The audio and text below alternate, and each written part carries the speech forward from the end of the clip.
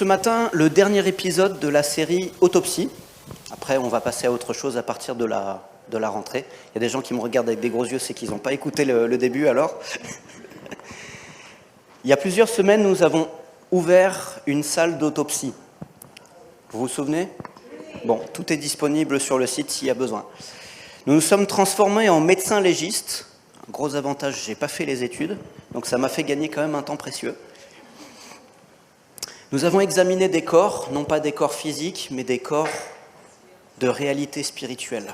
Nous avons pratiqué l'autopsie de la confession, de la repentance, de la conversion. On pourrait baisser un chouille le micro, s'il vous plaît, parce que j'ai l'impression d'être... Voilà, merci. Et à chaque fois, on s'est posé la même question, pourquoi c'est mort ? La confession, pourquoi meurt-elle ? La repentance, pourquoi meurt-elle ? La conversion, pourquoi meurt-elle ? Et à chaque fois, nous avons trouvé les causes. Ça pouvait être la honte, la peur, le refus de changer, le manque de confiance, le souvenir qui remplace la marche, etc. Nous avons identifié les causes du décès. Et aujourd'hui, nous arrivons sur ce dernier épisode et il est très, très particulier. Parce qu'un médecin légiste, normalement, dans toute sa carrière professionnelle, n'est jamais confronté à ce qui va se passer ce matin. Imaginez la scène. Vous pratiquez une autopsie. Donc on a besoin d'un corps qui va s'allonger. Donc je vais demander à Yves Marcel. J'aime bien mettre à profit les jeunes.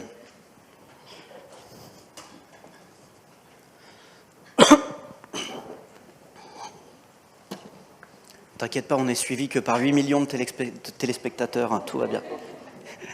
Donc, la table d'opération, le corps. Merci Yves Marcel. Il va falloir tourner autour. Le corps est allongé sur la table. Le légiste a signé le certificat de décès. Vous refermez le dossier. Et tout d'un coup, le mort ouvre les yeux. Ah. Il se redresse. Si vous étiez médecin, à ce moment-là, qu'est-ce que vous faites ? Vous partez en courant. Parce que ça, là, c'est pas normal, ce qui vient de se passer. Et ça arrive jamais ou presque jamais. Merci Yves Marcel. On peut l'applaudir ?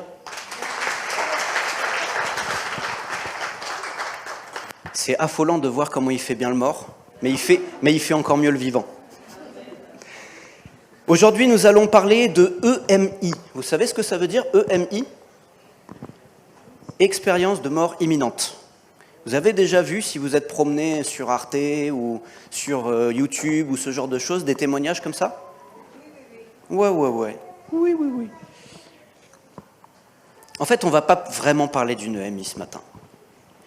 Parce que pour le chrétien, ce n'est pas une mort imminente, c'est une mort certaine. C'est une mort d'un vivant. Tous ceux qui ont vécu une EMI, donc expérience de mort imminente, racontent presque tous la même chose. Alors pour ceux qui ne savent pas ce que c'est qu'une EMI, c'est des gens qui cliniquement sont morts, c'est-à-dire l'électrocardiogramme n'affiche plus rien. Concrètement, il n'y a plus rien qui fonctionne. Et puis d'un coup, l'électrocardiogramme repart, la vie repart et la personne reprend vie.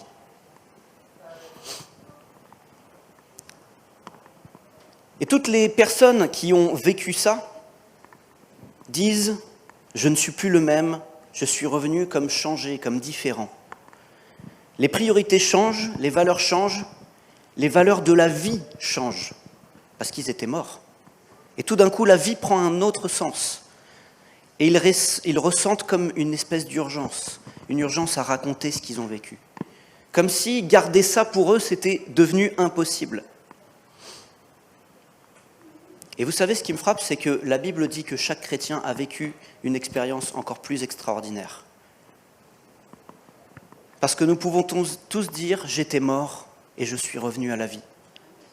Tous ceux qui ont vécu la conversion peuvent dire « j'étais mort et je suis revenu à la vie ». Mais une question que je me pose pour ma vie personnelle et que je vais vous poser ce matin, c'est « sommes-nous vraiment revenus de cette mort différents ?» Ou est-ce qu'on continue parfois à vivre comme si nous étions encore morts? C'est ce que nous allons découvrir ce matin ensemble. Donc lorsqu'on écoute les témoignages des gens qui ont vécu une EMI, la phrase qui revient systématiquement, c'est « j'étais mort et je suis revenu à la vie ». Et lorsqu'ils racontent leur histoire, ils disent « tout a changé ». Parce que quand on revient de la mort, la vie a plus de saveur. Et la Bible affirme la même chose pour nous chrétiens. Pas physiquement, mais spirituellement. J'étais mort et je suis revenu à la vie. Mon fils qui était mort est revenu à la vie. J'ai pensé ça pendant des années et je pense que beaucoup le pensent. C'est qu'avant Jésus, on était tout simplement un peu perdus, un peu paumés comme ça. On n'était pas la meilleure version de nous-mêmes. Et du coup, j'ai pensé pendant des années que Jésus était le moyen de simplement améliorer ma vie, devenir la version 2, la meilleure version de moi. Ou peut-être que même il allait changer mon cadre de vie. Il allait m'apporter peut-être plus de richesse, plus de confort, plus de ci, plus de ça. Plus religieux, plus patient, plus bon. Faire plus attention au radar. Et pourtant, la Bible nous amène sur un prisme qui est différent. Éphésiens 2, versets 1 à 5, « Vous étiez morts par vos offenses et par vos péchés, dans lesquels vous marchiez autrefois selon le train de ce monde, selon le prince de la puissance de la chair, de l'esprit qui agit maintenant dans les fils de la rébellion. Nous tous aussi étions de leur nombre, et nous vivions autrefois selon les convoitises de notre chair, accomplissant les volontés de la chair et de nos pensées, et nous étions par nature des enfants de colère comme les autres. Mais Dieu est riche en miséricorde, à cause du grand amour dont il nous a aimés. Nous qui étions morts par nos offenses, nous a rendus à la vie avec Christ. » Amen. Paul ne dit pas « vous étiez malade, vous étiez faible, vous étiez éloigné, vous n'étiez pas la meilleure version de vous-même. » Paul dit « vous étiez mort ». Et le diagnostic de Dieu sur l'humanité, quand on ne le suit pas, c'est qu'on est mort. Spirituellement, on est mort. Et un mort ne peut rien faire par lui-même. Un mort ne peut pas se relever, un mort ne peut pas se sauver. Un mort dépend entièrement de celui qui vient lui redonner la vie. Si quelqu'un fait une attaque cardiaque, il ne va pas se masser tout seul. Dans des cas extrêmement rares, si la personne a un brevet de secouriste et qui sait faire, mais sinon non. On dépend de quelqu'un. Et Paul ajoute cette phrase qui est magnifique, « Mais Dieu nous a rendus à la vie avec Christ. » Il nous a rendus à la vie avec Christ. L'Évangile commence toujours par ces deux mots, « Mais Dieu », pas « mais moi », pas mes capacités, pas mes envies, pas mes batailles, mais Dieu nous a ramenés à la vie. Je crois que ce matin, il y a beaucoup de gens qui savent de quoi Paul parle, parce que nous avons tous connu cette mort. Les périodes de ma vie où j'étais mort, à l'extérieur, tout semblait fonctionner. Les bras, les jambes, le corps, même venir à l'église, écouter les prédications, tout fonctionnait. Je respirais, je travaillais, je souriais, mais à l'intérieur, c'était autre chose qui se passait. Mon corps réclamait le péché, mes habitudes m'y amenaient. Et mon esprit, lui, il était comme dissocié du corps, dans le dégoût, dans la culpabilité, dans la honte. Comme si, je ne sais pas si vous avez déjà vécu ça, être coupé en deux. C'est-à-dire, je fais des choses et puis après, mais pourquoi ? Comme si l'esprit luttait contre la chair. Mon âme criait « arrête » et pourtant, je faisais autre chose. Et après, qu'est-ce qu'on ressent ? Du vide, de la culpabilité, de la honte, l'envie de recommencer autrement, et pourtant on recommence encore et encore. Pourtant, le péché aujourd'hui, si vous regardez un petit peu tout ce qui se passe, promet la liberté. Vous êtes libre de faire la grasse mat le dimanche.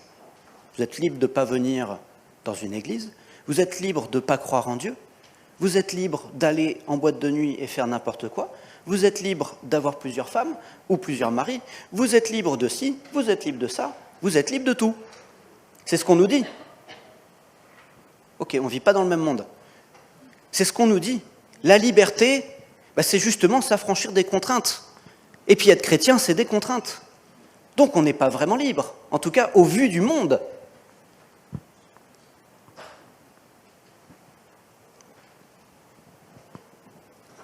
Et pourtant, sommes-nous vraiment libres ? Je ne crois pas. Le monde fabrique des prisonniers de culpabilité, de méchanceté, de mensonges, d'orgueil, de meurtre, et tout ce qui se passe dans l'actualité aujourd'hui. Il promet la vie sans contrainte, et pourtant il mène à la mort. Et c'est ce que Jésus raconte dans la parabole du fils prodigue. Lorsque le fils revient à la maison, le père ne dit pas « mon fils était rebelle », « mon fils était avec les prostituées », comme disait le frère. Il ne dit pas « mon fils s'est trompé, il a fait des erreurs ». Car mon fils, que voici, était mort et il est revenu à la vie. Il était perdu et il est retrouvé et ils commencèrent à se réjouir. Le regard du père était très éclairé. Parce que le père ne regarde pas les fautes, il regarde la vie spirituelle. Comme Dieu nous regarde notre vie spirituelle. Et ce qu'il voit, c'est que son fils était mort. Et maintenant, il vit de nouveau. Amen. Il se relève, comme Yves Marcel tout à l'heure. Voilà pourquoi Jésus est venu. Il ne vient pas rendre les morts plus présentables, les maquiller. Il ne vient pas faire le spectacle avec des gens qui sont morts. Il ne vient pas un peu améliorer qui nous sommes. Il vient donner la vie. Jésus déclare, Jean 10,10, « Le voleur ne vient que pour dérober, égorger et détruire. Moi, je suis venu afin que les brebis aient la vie et qu'elle l'ait en abondance. » La différence entre le monde et ce que Jésus propose dans notre vie. Pas une vie rafistolée, pas une vie qu'il faut recharger de temps en temps avec un câble USB. Une vie abondante, une vie restaurée, une vie véritable. La question que je me pose pour ma vie, c'est quand je regarde mon ancienne vie, qu'est-ce que je vois ? Je vois une personne qui a fait des mauvais choix, des mauvaises décisions, et Dieu sait que j'en ai fait et que j'en fais encore. Ou est-ce que je vois quelqu'un qui était spirituellement mort ? Parce que tant que je pense que Jésus est juste là pour améliorer ma vie ou ma qualité de vie, je ne comprends pas la croix. Le jour où je comprends que j'étais mort, alors je comprends qu'il fallait un sauveur. Et si je comprends qu'il me fallait un sauveur, je comprends pourquoi il fallait que Jésus monte sur la croix. On n'envoie pas un médecin discuter à un mort. Tant que c'est possible, on lui redonne la vie. Ça s'appelle la réanimation. C'est ça ? C'est exactement ce que Christ est venu faire. Alors, est-ce que je suis vraiment revenu à la vie ? Est-ce que Dieu m'a réellement sorti de ma mort spirituelle ? Alors que parfois je retourne à des choses, à des travers, à des façons de penser qui sont encore pas bonnes ? Et pourquoi je continue des fois à me définir encore comme j'étais, au lieu de vivre comme un ressuscité de Dieu ? Je vais vous demander un petit effort d'imagination ce matin. Imaginez que je sois vraiment médecin légiste. Donc, le corps est devant moi, ok, c'est bon. Et il n'y a plus rien à faire. Et spirituellement, c'est ce qui peut se passer. Et le jour où je suis venu à Christ, l'ancien homme a été déclaré mort. Romains 6, 3, 7, « Ignorez-vous tous Ignorez-vous que tous qui avons été baptisés en Jésus-Christ, c'est en sa mort que nous avons été baptisés. Nous avons donc été ensevelis avec lui par le baptême en sa mort, afin que, comme Christ est ressuscité des morts par la gloire du Père, de même nous aussi nous marchions en nouveauté de vie. En effet, si nous sommes devenus une même plante avec lui par la conformité à sa mort, nous le serons aussi par la conformité à sa résurrection, sachant que notre vieil homme a été crucifié avec lui, afin que le corps du péché soit détruit à l'impuissance, pour que nous soyons plus esclaves du péché, car celui qui est mort est libre du péché. Les mots, c'est mort, enseveli, crucifié, pas d'amélioration, simplement le décès du vieil homme. Et des fois dans ma vie, je me pose la question, quand je me vois encore refaire des choses, repenser des choses, est-ce que je suis vraiment mort? Est-ce qu'il n'y aurait pas moyen de faire mourir un peu plus la mort dans ma vie? Le dossier médical, non, Berry, ancien moi. Date du décès, le jour où j'ai remis ma vie à Christ. Cause du décès, la croix. Médecin ayant constaté le décès, Jésus-Christ. Le certificat est signé, le dossier est fermé, l'électrocardiogramme est plat, plus un battement, plus un souffle, le médecin referme le dossier, il n'y a plus rien à faire. Et dans ma vie, j'ai un problème, et je crois que vous avez le même dans la vôtre, c'est que parfois nous continuons à visiter le mort, l'ancien mort. On retourne au tombeau, on réouvre les vieilles habitudes, on ressort les vieux cartons avec les vieux vêtements, on reprend les anciens raisonnements, comme si l'ancien homme était encore vivant.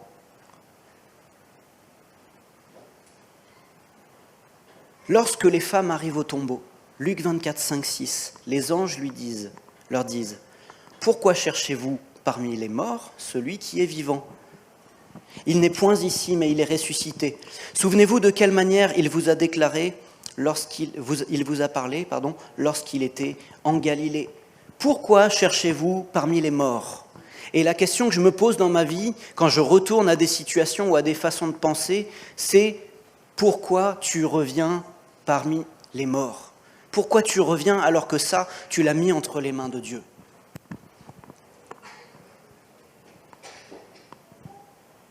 Pourquoi on est sans arrêt, et pour ma part aussi, en train de chercher continuellement notre identité en Christ, en regardant notre ancienne identité, à regarder mes anciennes chaînes, mon ancien caractère, mes anciens échecs, mes anciennes addictions.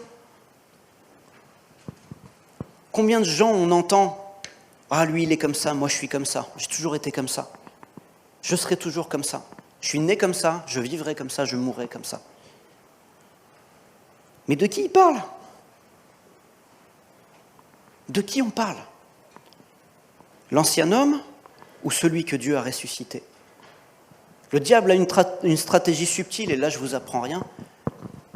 Vu qu'il sait qu'il ne peut pas changer ce que Christ a fait à la croix dans notre vie.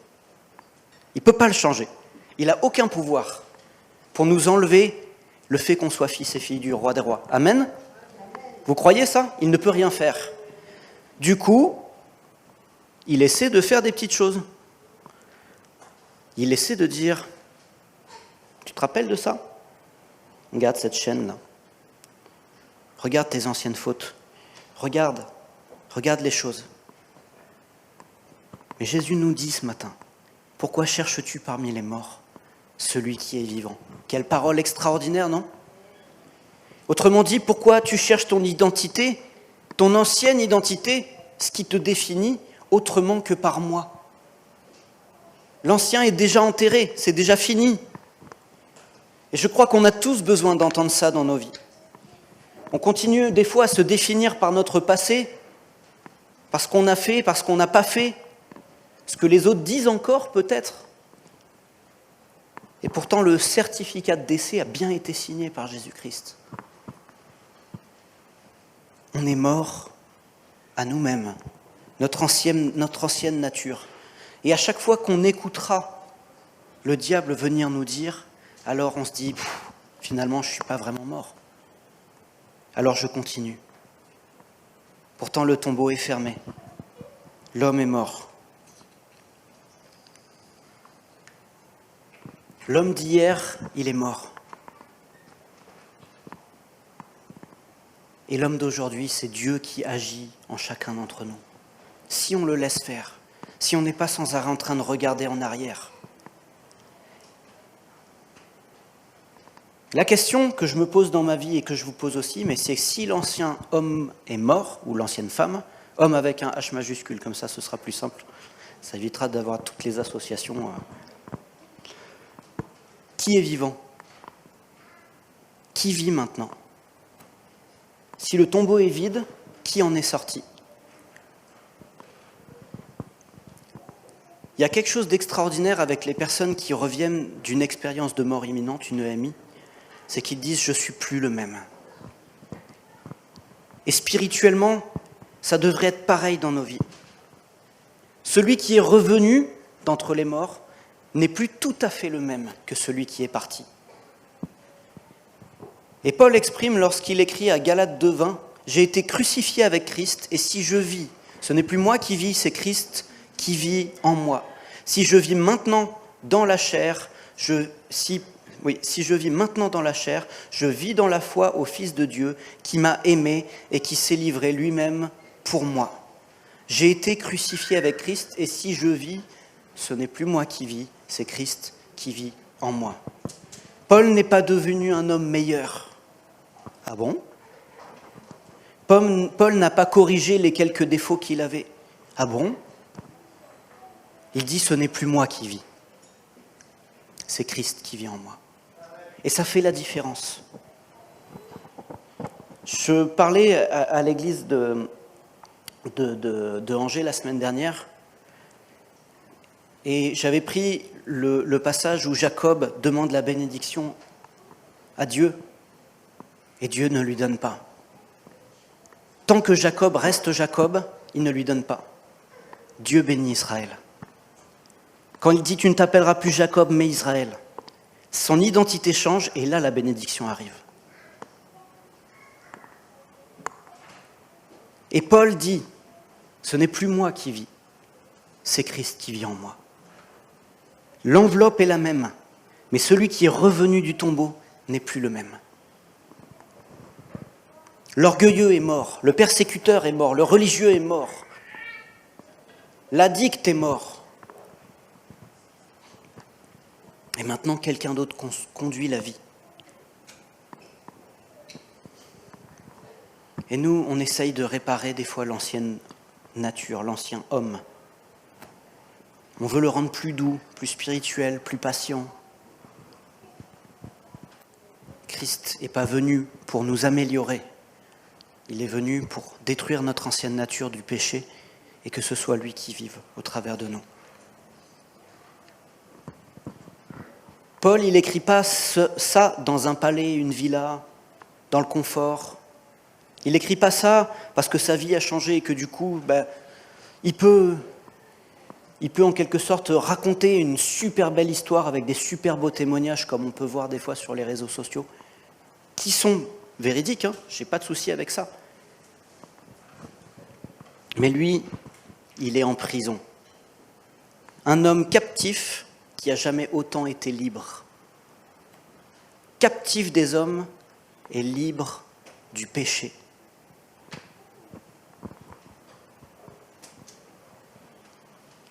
Jean 8, 34-36, en vérité, je vous le dis, quiconque se livre au péché est esclave du péché. Or, l'esclave ne demeure pas toujours dans la maison. Le Fils y demeure toujours. Si donc le Fils vous affranchit, vous serez réellement libre. Vous serez réellement libre. On croit être libre, et ce verset dit, vous le serez réellement. Parce qu'on se croit libre, et pourtant on n'arrive pas à s'arrêter de telle chose, telle chose, telle chose. Vous serez réellement libre. Et moi, c'est ce que j'aspire pour ma vie personnelle. Cette liberté. Avant Christ, on pensait choisir, et le péché choisissait pour nous. Et Christ nous rend libres. Et maintenant, on a la capacité de lui obéir. la capacité de vivre avec lui. Et ça, c'est une vraie liberté. Avant, on n'avait pas la liberté. Avant, on était confronté au péché, et c'est tout. Alors, il faudrait peut-être qu'on arrête de se définir comme on était avant. Je suis un ancien ci, je suis un ancien ça, je suis un ancien drogué, je suis un ancien alcoolique, je suis un ancien menteur, je suis un ancien criticateur. Il y en a des criticateurs. Vous les connaissez ? J'en ai fait partie aussi. Les boudeurs, les méchants, les agressifs, les porno-addicts, tout ce qui nous définissait. Ça, c'est ce qui explique ton histoire. Mais ce n'est pas ce qui définit ta nouvelle identité. Ça explique d'où tu viens, mais ça n'explique pas qui tu dois être en Christ et ce que tu vas être en Christ. Qu'est-ce qu'ils voient les gens quand ils nous regardent, moi ? Est-ce qu'ils voient mon ancien caractère de cochon ? Et j'irai même plus loin, de Berry, pour ceux qui connaissent. Parce que c'est un petit truc familial qu'on s'est passé là. Mais maintenant, il est là. Ton ancienne manière d'aimer, ton ancienne manière de faire.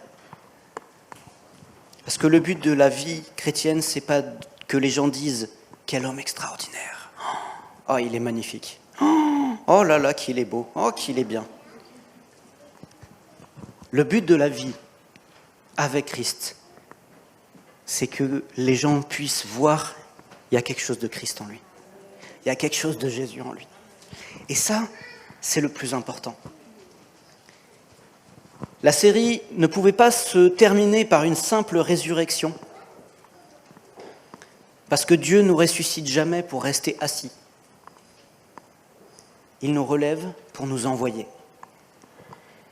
Et tous ceux qui reviennent d'une expérience de mort imminente ressentent une urgence.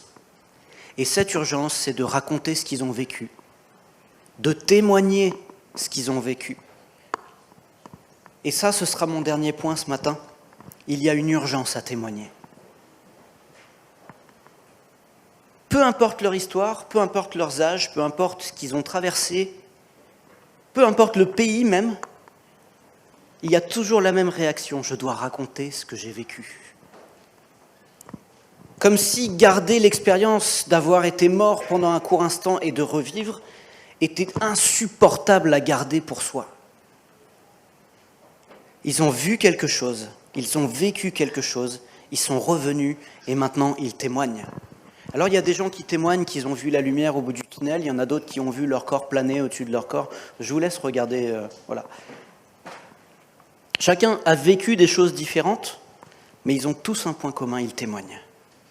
Et nous qui avons vécu une mort spirituelle et une renaissance à la vie, on affirme qu'on est passé de la mort à la vie, on affirme avoir rencontré Jésus,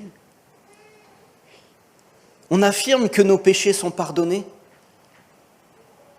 Nous annonçons à demi-mot l'éternité qui nous attend, mais parlons-nous de ce qui nous est arrivé.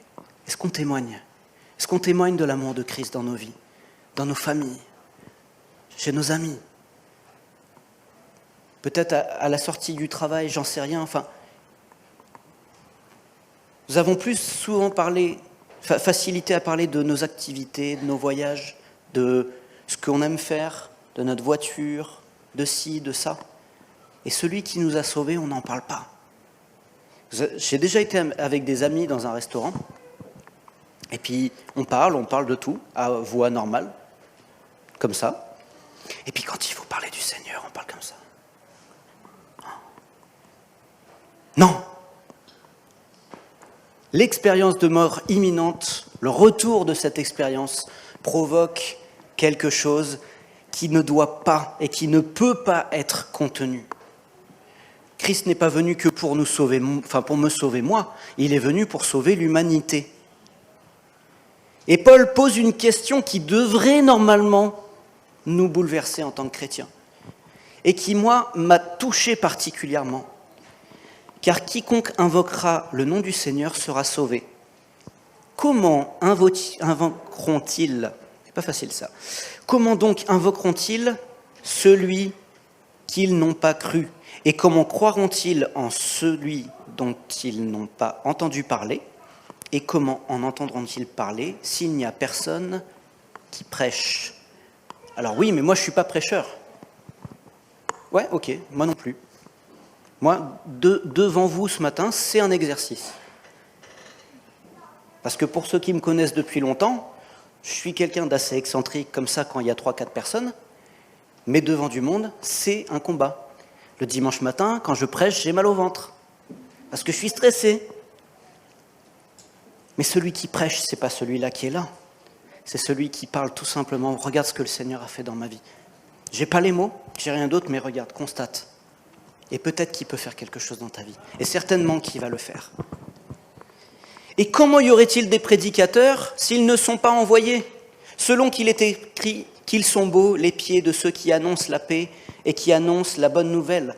Comment croiront-ils s'ils n'entendent pas? Comment entendront-ils si personne ne parle? Et comment parleront-ils si personne ne se lève? Voilà pourquoi il y a urgence. Vous voyez tous l'actualité comme moi, vous voyez tous que ce monde a besoin de Dieu. Vous voyez tous que le monde a besoin de Jésus. Et comment parleront-ils s'ils ne se lèvent jamais? Si le mort reste par terre? Ou qui se réveille et puis qui rentre chez lui? Vous savez, il y a des gens, juste savoir ce que Jésus a fait dans votre vie, ça peut changer leur vie. Pas besoin de mettre des grands mots, des grands termes, le patois de Canaan, comme on appelle ça, avec des termes. Simplement dit, voilà avec quoi je me battais. Et le Seigneur a fait quelque chose dans ma vie et aujourd'hui je ne me bats plus. Jean 9, verset 4, il faut que je fasse tandis qu'il fait jour les œuvres de celui qui m'a envoyé. C'est Jésus qui parle là. La nuit vient où personne ne peut travailler. Et frères et sœurs, si vous avez vécu ce que j'ai vécu, cette mort et cette nouvelle vie, il est temps pour vous d'annoncer. Il est temps pour vous de servir. Il est temps pour vous de témoigner, tant qu'il fait jour. Autrement dit, pas demain. Pas attendre d'être parfait. Parce qu'à part ma femme, personne n'est parfait.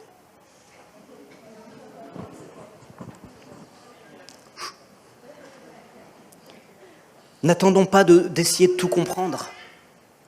Vous savez, j'ai 20 ans dans la vie chrétienne et je comprends encore rien. À part que Dieu m'a aimé, qu'il est mort pour moi, qu'il a ressuscité des morts pour moi et qu'il m'a rendu libre. Et j'ai juste à rentrer dans cette liberté. Voilà ce que j'ai compris. C'est pas grand-chose. J'ai pas fait de grosses études de théologie ou quoi que ce soit. Tant qu'il fait jour. Le jour, c'est aujourd'hui. Vous savez, bientôt, on va avoir une éclipse totale de soleil. Donc, mettez vos lunettes. Et pourtant, ce sera en pleine journée. Et si on était comme à l'époque et qu'on n'avait pas toutes les observations astronomiques qu'on avait, eh ben, on se ferait surprendre. On est en plein jour et d'un coup, hop, blackout. Et c'est ce qui se passera spirituellement. Un jour, il fera plus jour. Un jour, ce sera la nuit. Un jour, on ne pourra plus parler de Christ librement dans notre pays. Et vous savez pourquoi ce témoignage est si précieux? Parce que Dieu ne nous a pas sauvés par hasard. Et Dieu ne nous demande pas de témoigner par hasard. Un ancien toxico, il saura parler au toxico.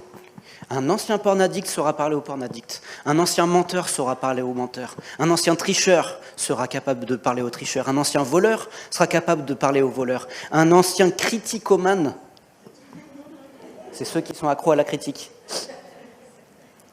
sera capable de témoigner et de parler. Parce que ton histoire, mon histoire, le Seigneur s'en sert pour révéler sa gloire à d'autres personnes. Une personne qui a envie de se suicider et une personne qui a déjà fait des tentatives et qui a rencontré Christ, c'est elle qui pourra lui parler. C'est elle qui pourra lui communiquer l'espoir. C'est elle qui pourra le regarder dans les yeux en disant, il y a quelque chose d'autre que la mort, il y a la vie. On a rempli des rapports, on a signé des certificats des causes de décès, des causes de décès.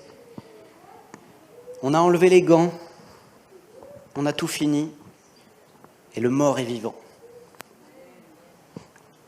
Et si le mort est vivant, il ne peut pas rester couché sur la table. Il doit sortir, il doit marcher, il doit vivre, et il doit raconter, témoigner. Le dossier est clos, mes frères, mes sœurs qui avez accepté Christ dans votre vie. Et si ce n'est pas fait, faites-le. Mais pour ceux qui ont donné leur vie à Christ, le dossier est clos. Vous êtes morts. Et si je suis mort, ce n'est plus Christ, ce n'est plus moi qui vis, c'est Christ qui vit en moi. Et c'est cette attitude que je dois rechercher dans ma vie. Et notre place n'est plus dans une salle d'autopsie ou dans un hôpital. Notre place est dans le monde. Je vous ai envoyé dans le monde pour annoncer à ceux qui marchent dans la mort qu'il existe un sauveur, qu'il existe une croix, qu'il existe un tombeau vide et qu'il existe une nouvelle vie. L'évangile, la chrétienté, c'est pas un truc de gens religieux qui essaient d'être meilleurs. L'évangile, c'est des gens qui sont morts, qui ont été ressuscités et qui témoignent pour que d'autres meurent et ressuscitent. Et je répéterai ce avec quoi j'avais terminé la dernière prédication. On demande au Seigneur des miracles pour que les morts ressuscitent. Demandons au Seigneur de nous faire mourir à nous-mêmes, avant tout. Ça, c'est le plus gros miracle. Parce que si nous sommes morts en nous, nous sommes vivants en lui. Amen. Seigneur, merci. Seigneur, merci parce que tu es mort pour chacun d'entre nous. Mais tu es ressuscité. Tu nous as montré la voie parfaite à suivre. Comment tu as marché, comment tu as pris les eaux du baptême, comment tu es mort, mort à ta volonté. Dans le jardin de Gethsémane, quand tu disais « Seigneur, enlève cette coupe de moi, enlève ces choses que je vis de moi. » Et tu t'es soumis, non pas ma volonté, mais la tienne. Tu nous as montré là-dedans l'obéissance. Tu nous as montré jusqu'à où tu étais mort. Et tu nous as montré aussi qu'il y avait une nouvelle vie. Seigneur, nous te remercions parce que nous ne méritons rien de ta part. Pourtant, tu nous as tout donné. Et Seigneur, pardon, Seigneur, pour le fait que nous ne parlions pas, le fait que nous ne disions rien. Nous avons peur de parler de toi même aujourd'hui, alors que ce monde a tellement besoin de toi. Seigneur, aide-nous à ce que cette mort spirituelle que nous avons vécue à notre ancienne nature puisse servir la vie, puisse servir ton royaume, puisse amener des frères et des sœurs, des voisins, des oncles, des nièces, des collègues de travail à toi. Parce qu'un jour, nous, on a entendu parler de toi, ça a fait une différence dans notre vie. Seigneur, que nous soyons de ceux qui font pareil et qui propagent pour ta gloire. Amen.